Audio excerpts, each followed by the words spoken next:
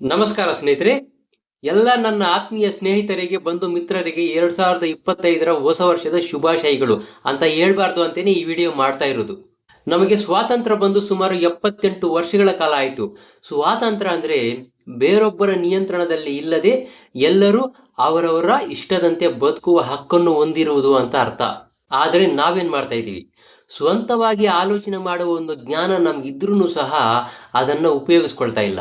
ನಾಚಿಕೆ, ಮಾನ, ಮರ್ಯಾದೆಗಳನ್ನು ಬಿಟ್ಟು ಜ್ಞಾನ ಇಲ್ಲದೆ ಇರುವಂತಹ ಪ್ರಾಣಿಗಳಂತೆ ಆಡುವ ಆಂಗ್ಲರ ವಿಧಿವಿಧಾನಗಳನ್ನು ಆಚರಿಸುತ್ತಾ ಅರ್ಥವಿಲ್ಲದೆ ಇರುವ ಆಚರಣೆಗಳ ಮತ್ತಿನಲ್ಲಿ ನಾವು ಇನ್ನೂ ತೇಲಾಡ್ತಾನೇ ಇದ್ದೀವಿ. ಪ್ರಪಂಚದಲ್ಲಿ ನಮ್ಮ ಭಾರತೀಯ ಸಂಸ್ಕೃತಿ ಸಂಪ್ರದಾಯಗಳಿಗೆ ಎಷ್ಟರ ಮಟ್ಟಿಗೆ ಬೆಲೆ ಗೌರವ ಇದೆ, ಆಂಗ್ಲರ ಸಂಸ್ಕೃತಿ ಸಂಪ್ರದಾಯಕ್ಕೆ ಎಷ್ಟರ ಮಟ್ಟಿಗೆ ಬೆಲೆ ಗೌರವ ಇದೆ ಅಂತ ಒಂದ್ಸಲ ಯೋಚನೆ ಮಾಡಿ ನೋಡಿ, ನಿಮಗೆ ಗೊತ್ತಾಗುತ್ತೆ. ಎರಡೂ ಕೈಗಳನ್ನು ಜೋಡಿಸಿ ನಮಸ್ಕಾರ ಮಾಡುವಂತಹ ಸಂಸ್ಕೃತಿ ನಮ್ಮದು.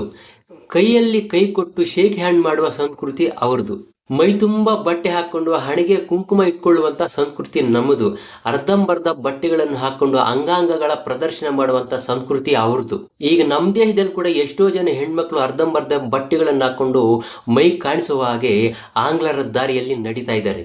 ಸಿನಿಮಾಗೆ ಸಂಬಂಧಪಟ್ಟ ಕೆಲವು ಕಾರ್ಯಕ್ರಮಗಳಲ್ಲಿ, ಫಂಕ್ಷನ್ಗಳಲ್ಲಿ ಒಂದ್ಸಲ ನೀವೇ ಗಮನಿಸಿ, ಹೀರೋಯಿನ್ಗಳು ಹಾಕೊಂಡು ಬಂದಿರುವಂತಹ ಬಟ್ಟೆಗಳು ಯಾವ ರೀತಿ ಇರ್ತಾವಂದ್ರೆ, ಮದುವೆ ಆದ್ಮೇಲೆ ಗಂಡನಿಗಷ್ಟೇ ನೋಡಲು ಅಧಿಕಾರ ಇರುವಂತಹ ವೈಯಕ್ತಿಕ ಅಂಗಾಂಗಗಳನ್ನು ಎಲ್ಲರೂ ನೋಡುವ ಹಾಗೆ, ಎಲ್ಲರಿಗೂ ಕಾಣಿಸುವ ಹಾಗೆ ಬಟ್ಟೆಗಳನ್ನು ಹಾಕೊಂಡು ಅಂಗಾಂಗಗಳ ಪ್ರದರ್ಶನ ಮಾಡಿಕೊಂಡು ಎಲ್ಲರ ಎದುರುಗಡೆ ಬಂದು ಅಲ್ಲಿ ಬೇರೆ ಕೈಯನ್ನು ಅಡ್ಡ ಇಟ್ಕೊಳ್ತಾರೆ.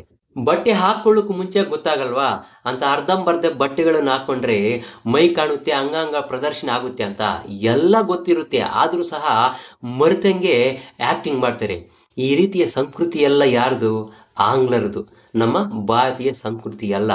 ಆದರೂ ಸಹ ಈಗ ಎಲ್ಲ ಸ್ಟೈಲು, ಎಲ್ರಿಗೂ ಸ್ವತಂತ್ರ ಇದೆ, ಅಧಿಕಾರ ಇದೆ, ಎಂತಹ ಬಟ್ಟೆಗಳನ್ನು ಹಾಕ್ಕೊಳ್ಬೋದು ಅಂತ ವಾದ ಬೇರೆ ಮಾಡ್ತಾರೆ.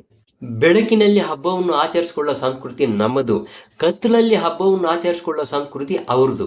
ಇಷ್ಟೆಲ್ಲ ಯಾಕೆ ಹೇಳ್ತಾ ಇದ್ದೀನಿ ಅಂದ್ರೆ, ನಾಳೆ 2025ರ ಹೊಸ ವರ್ಷ ಅಂತ ಬರ್ತಾ ಇದೆಯಲ್ಲ, ಆಂಗ್ಲರ ನ್ಯೂ ಇಯರ್, ಅದ್ರ ಬಗ್ಗೆ.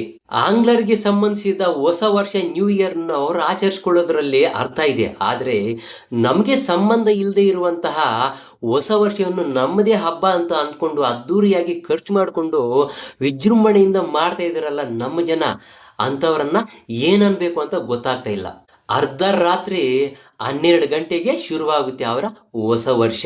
ನಮಗೆ 12 ಗಂಟೆ ಅಂದ್ರೆ ದೆವ್ವಗಳು, ಭೂತಗಳಿಗೆ, ರಾಕ್ಷಸರಿಗೆ ಮೀಸಲಿಟ್ಟಿರುವ ಸಮಯ ಅದು.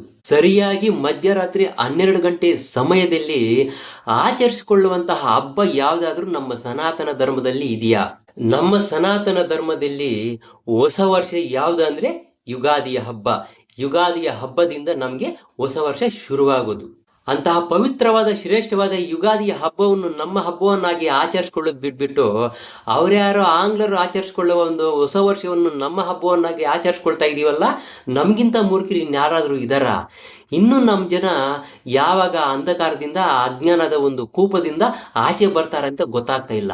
ನಾವು ಅರ್ಥ ಮಾಡ್ಕೊಳ್ಬೇಕಾಗಿರೋದು ಏನಂದ್ರೆ, ದೇವ್ರಂದ್ರೆ ಬೆಳಕು, ದೆವ್ವಗಳು, ಭೂತ ಅಂದ್ರೆ ಕತ್ತಲು. ಈಗ ಸರಿಯಾಗಿ ನೀವೇ ಯೋಚನೆ ಮಾಡ್ಕೊಳ್ಳಿ ಸ್ನೇಹಿತರೆ.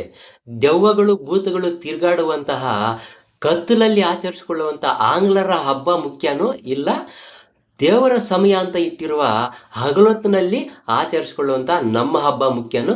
ನೀವೇ ಯೋಚನೆ ಮಾಡ್ಕೊಳ್ಳಿ. ಇಷ್ಟು ದಿನ ಹೇಗೋ ಗೊತ್ತೋ ಗೊತ್ತಿಲ್ಲದೇನೋ ಕತ್ತಲಲ್ಲಿ ಇದ್ದಿದ್ದು ಸಾಕು. ಇನ್ಮುಂದೆ ಆದರೂ ಕಣ್ತೆರೆದು ಬೆಳಕಿನ ಕಡೆಗೆ ಬನ್ನಿ.